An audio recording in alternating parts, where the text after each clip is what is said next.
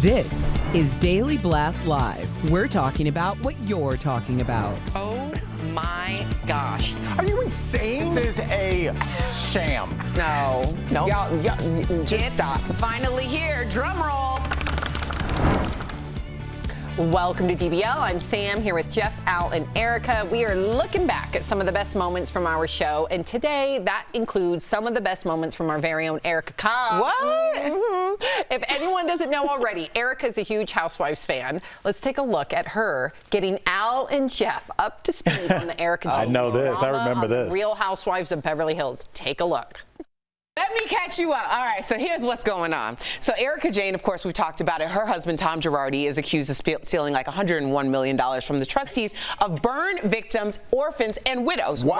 Right? Now, Erica Jane is now stood accused of spending about $20 to $25 million of that money, which Tom Girardi threw into her EJ Global account, Erica Jane Global, LLC, right? So now she seems to be on the hook as well, although she may have known, may not have known, and that's something we're still trying to figure out because the season is absolutely still playing out. Now, here's where it gets really interesting. Kyle Richards throws the grenade and hides her hands. She did it with Lisa Vanderpump because she was the one that spread this rumor and then got Lisa to basically leave the show because Lisa was like, I'm not dealing with you. And to this day, Lisa still doesn't deal with her. But what Lisa did do is reveal reluctantly, okay, that Kyle was the one that at Andy Cohen's baby shower, where all the housewives were there, Kyle was telling everyone that Erica Jane was in financial legal trouble with Tom Girardi. How did Kyle Richards know this? Well, we know that for a fact because Bethany Frankel went on her podcast and told us that she told not only Kyle Richards and also Lisa Rinna. Now, the interesting thing about this is the fact that Lisa Rinna and Kyle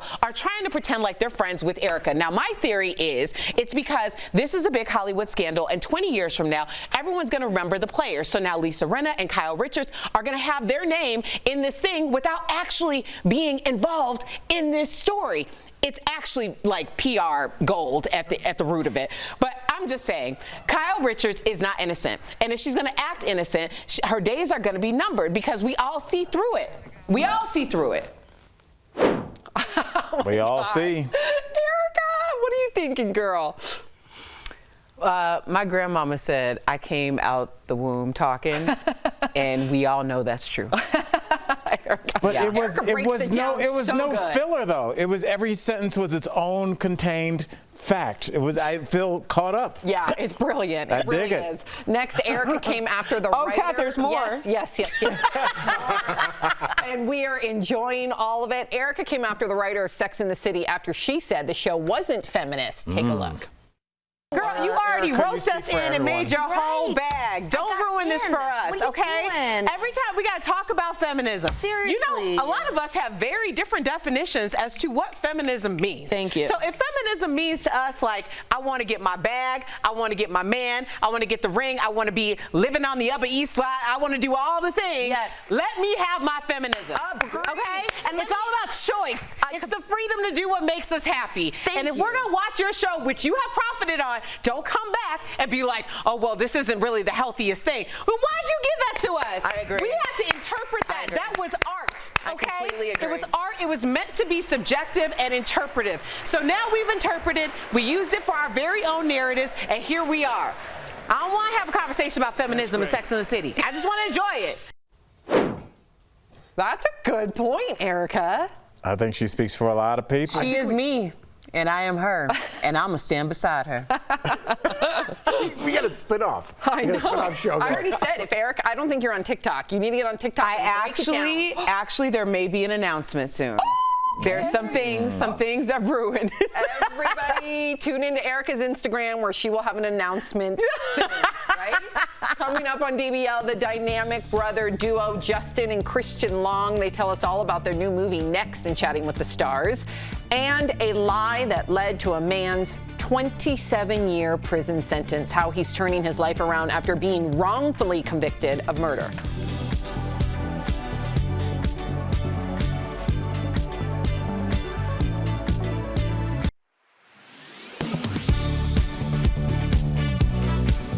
The Inflation Reduction Act is the Democrats' latest bill to make big changes to economic, health, and climate policy.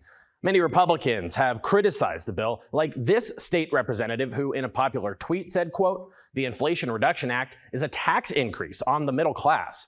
So let's verify. Does the Inflation Reduction Act raise taxes on the middle class? Our sources, the full text of the bill, the Tax Foundation, a bipartisan think tank, and Howard Gleckman, a senior fellow at the Urban Brookings Tax Policy Center. The bill raises taxes on corporations in a couple big ways, but it does not raise taxes on individuals. Nowhere in the text does it mention income tax or any other kind of tax assessed on people, just companies. The Tax Foundation analyzed the proposal and found only 2 ways it could affect an individual's taxes. One is by actually offering some tax credits on stuff like health insurance and electric vehicles. The other is extending a Trump-era law that caps how much in losses certain business owners can write off on their taxes. That law was going to expire in 2027. This bill keeps it alive until 2029. And that's it. No other tax provisions affecting middle-class people or any other individuals. Now, critics of the bill say the larger corporate taxes could eventually be passed on to employees or shareholders who could be middle class in the form of lower wages and stock dividends. But tax expert Howard Gleckman says even if that happens, it's disingenuous to call it a tax hike, saying, quote, "If you're working for your company has to pay more in taxes. It doesn't mean that you're paying more taxes." So we can verify, no, the Inflation Reduction Act does not raise taxes on the middle class. With your Verify, I'm Casey Decker.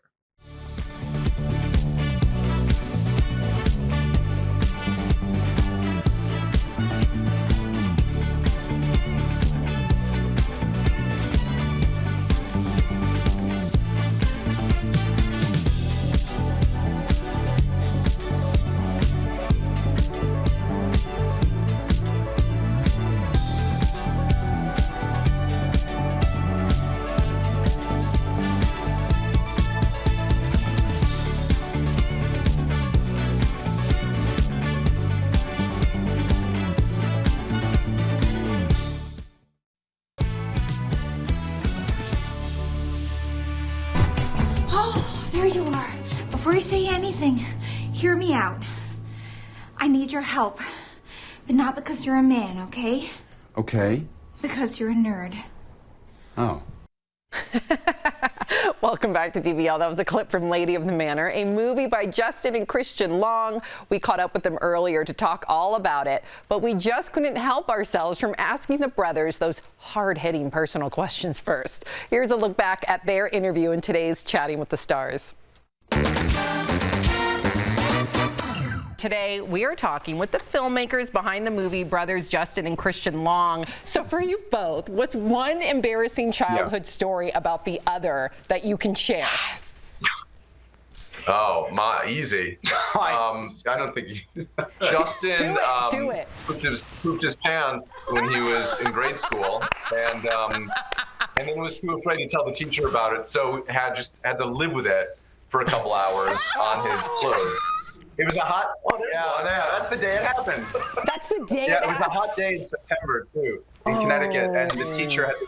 Yeah, it was really traumatic. That's an embarrassing day too. That's your high school graduation. He's like, I'm trying to look tough. Yeah. It's a day that will live in infamy. Wearing a pail on set. Yeah, that was embarrassing. Christian once tried to buy a Playboy. Now that we're airing dirty laundry, when he was a child, he had a little pail of like coins that he had saved, and he brought it to the counter.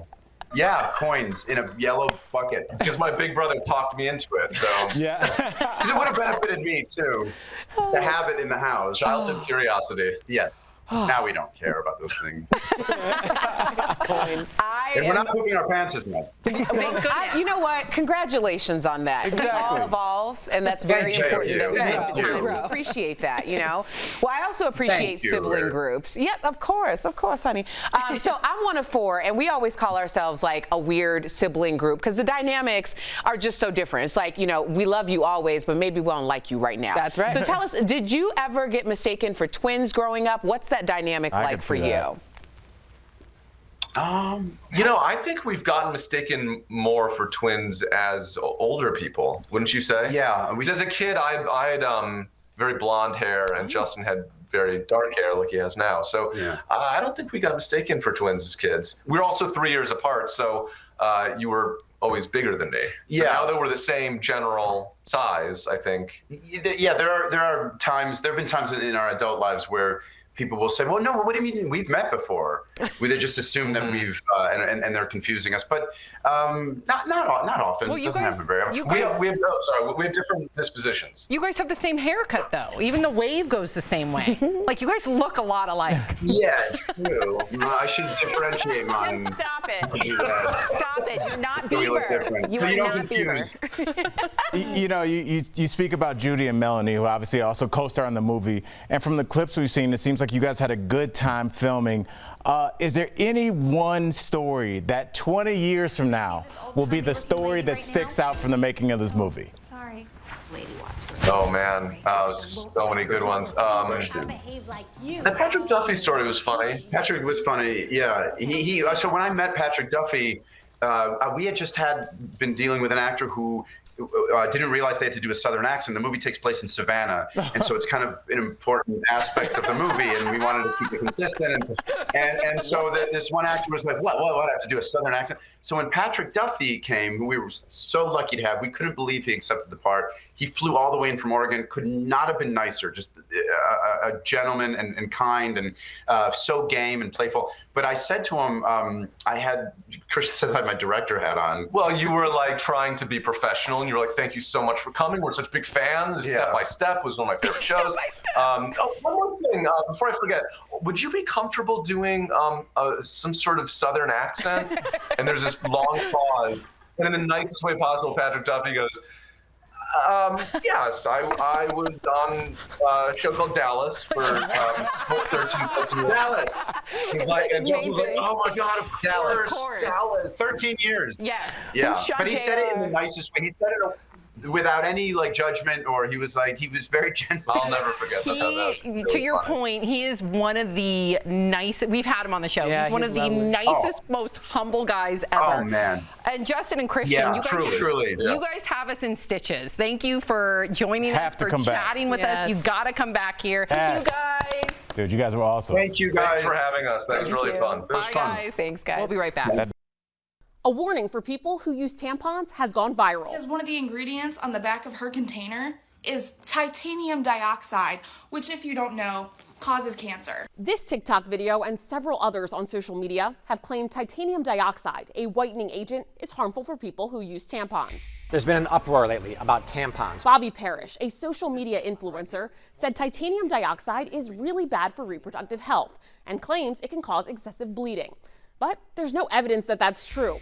Using these sources, I'll explain what the titanium dioxide is used for in tampons and why health experts say it's not harmful to humans. Titanium dioxide is a white substance used to enhance the color and sheen of certain foods and everyday household products, including the thread attached to some brands of tampon, like Tampax. There are very few studies on the effects of titanium dioxide on humans. There are, however, several studies done on rats that showed prolonged exposure to titanium dioxide through inhalation caused some rats to develop cancerous tumors in their lungs. But gynecologist Jen Gunter says people who use tampons that contain titanium dioxide don't have anything to worry about. She says humans aren't exposed to the titanium dioxide in tampons the same way as the rats studied, adding that titanium dioxide doesn't dissolve in water, meaning that the nanoparticles aren't going to dissolve from the tampon string and then get absorbed by the body. While the International Agency for Research on Cancer classified titanium dioxide as possibly carcinogenic to humans, the American Chemistry Council says that determination was based on animal studies. The American College of Obstetricians and Gynecologists told Verify there is no evidence that suggests that any tampons are safer than any other tampons, so we do not recommend any over the others. So we can verify, no, there's no evidence that titanium dioxide in tampons is harmful to humans. With your Verify, I'm Adiante Till.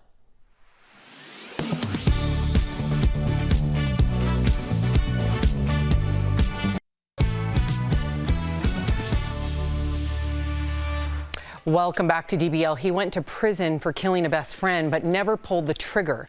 That happened to Earl Trueve, who spoke with him earlier in today's, in today's Freedom Files, wrongfully convicted.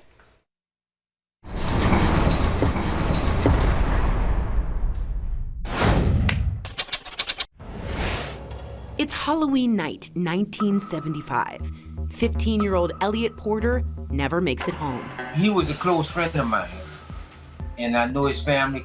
As police tape off the scene, a crowd gathers. 17-year-old Earl Trouvier notices his friend's lifeless body. And that moved me to go notify his mom.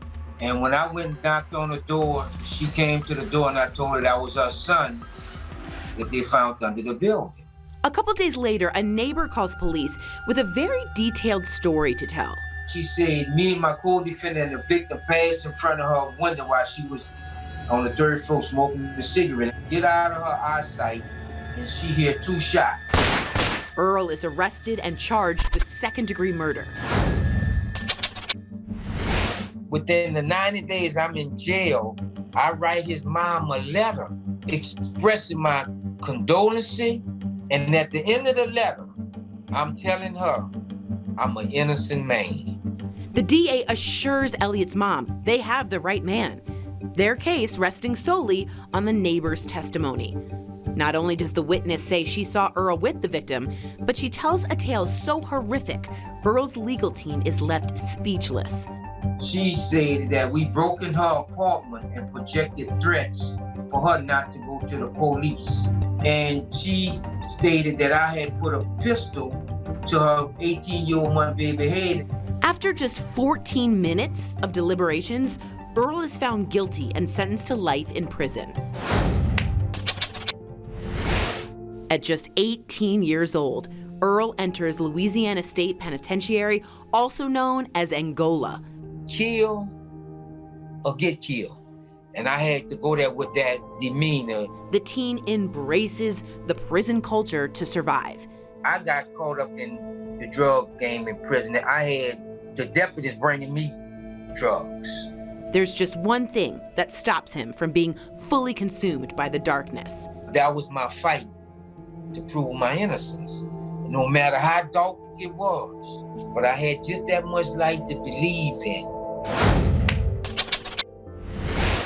After 25 years in prison, the Innocence Project gets involved in Earl's case. They find secrets about the state's star witness that were never disclosed at Earl's original trial. Then she was a drug addict, paranoid schizophrenic. She had a criminal history. She stayed in trouble with the law. His lawyers also discover that the line of sight the witness said she had is in fact blocked by a balcony. The state grants him a new trial. I told my attorneys I would die in Angola before I plead guilty to make the government right over me. 30 days later, they dismissed the charge. After 27 years in prison, Earl is a free man.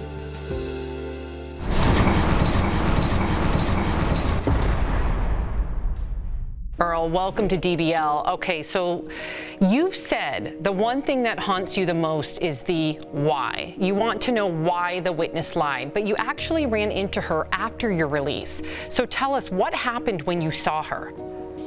I sit right next to her, and I'd say Sheila Robinson. I just called her name out the blue, and she looked at me. And she asked me who I were. I said Earl Trouvier. And she dropped with her mouth open, and she jumped up and went in the car with me, and I went behind her. And she started crying, and I embraced her, and I told her it's all right. She brought me before the congregation of the church and told her pastor, this guy did 27 years for a testimony that I gave he was wrongfully convicted. Oh my God. Wow. Wow. Earl, you say that the second lie has hurt you even more since you've become a grandfather. Tell us why that is. Well, at the time, I have a grandchild that's right at 18 months, and her testimony was so devastating after I really learned the collateral damage of it. And when I see my grandson, he loved me dearly. And even all around the world, when I see babies and kids at that moment, it triggered in my head what really the jury had pounded upon, and it took them only 14 minutes to get a guilty verdict. And that was her last testimony that stuck out in their head. An 18-year-old kid being threatened with an overgrown man as myself then at that time. putting a gun to a baby head, and that was my best friend that got killed. Wow. And so I was charged for killing my best friend. Oh my God. Earl, I can't imagine the trauma that you have gone through. What a story. And you also said that you learned quickly it was kill or get killed, right, while in prison.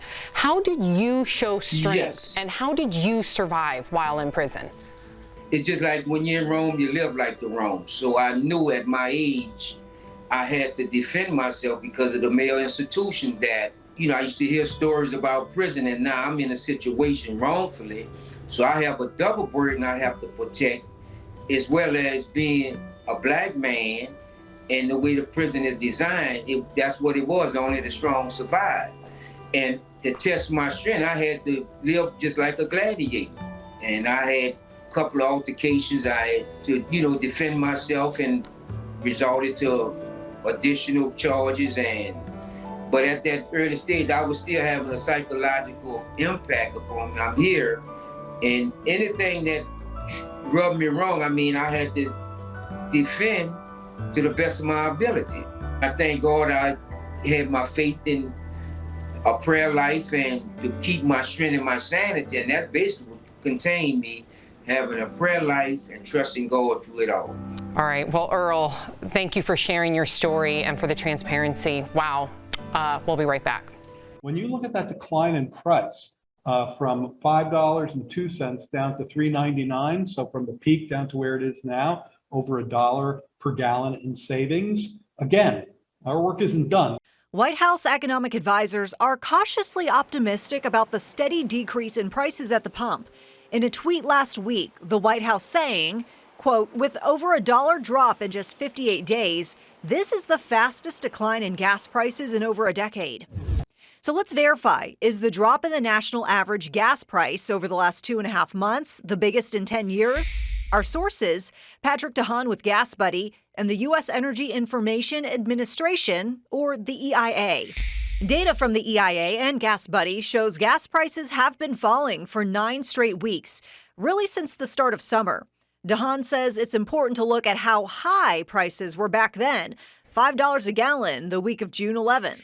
Well, in terms of the rate of decline, I mean, obviously that's a feat that's a little bit easier to accomplish when prices had gone up so much, to now see the market unwinding some of those gains.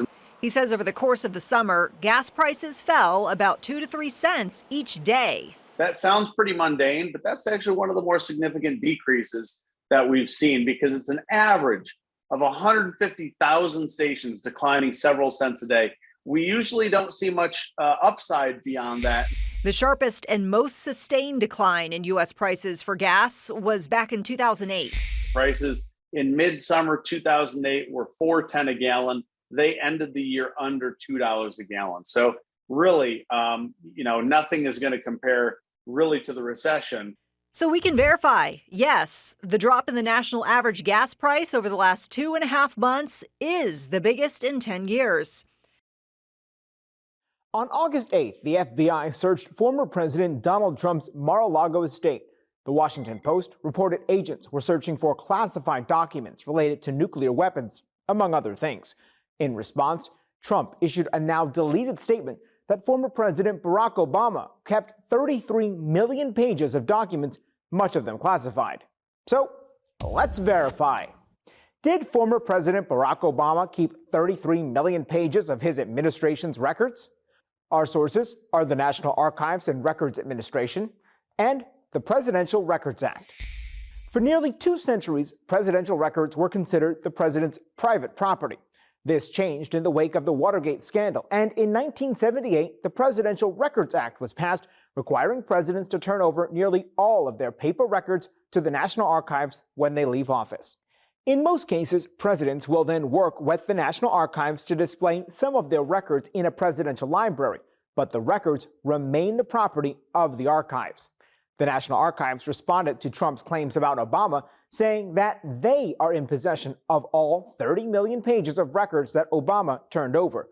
So, no, former President Barack Obama did not keep 33 million pages of his administration's records. The Obama Foundation is working to digitize items and make them available online, although the foundation says the process was delayed during the pandemic. With your Verify, I'm Brandon Lewis.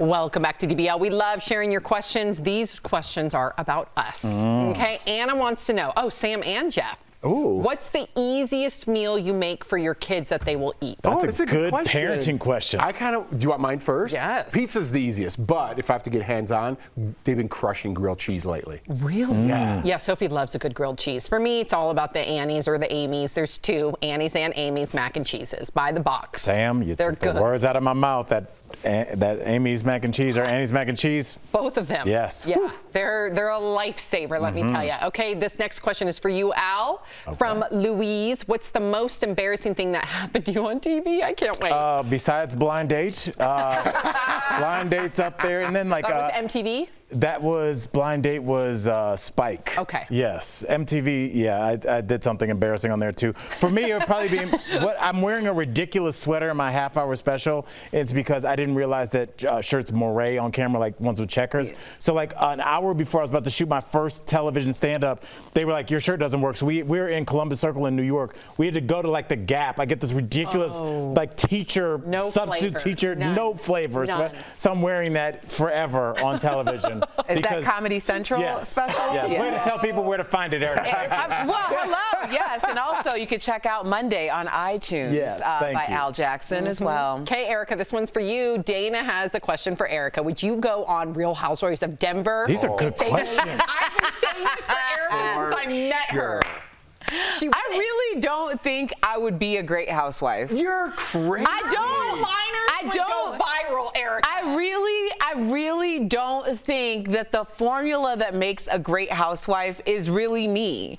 I don't. It might not be. The audience disagrees. Yeah. And Jeff, see, because Erica is who she is, who she presents to be, and you'll be cruising along like, hey, we'll do the show. It'll be fun. We'll get some press, and somebody's gonna come at you sideways. Yep. And that's gonna change everything. And then like all the things you've been studying, like a karate master, that's gonna come out. I don't know about that last metaphor.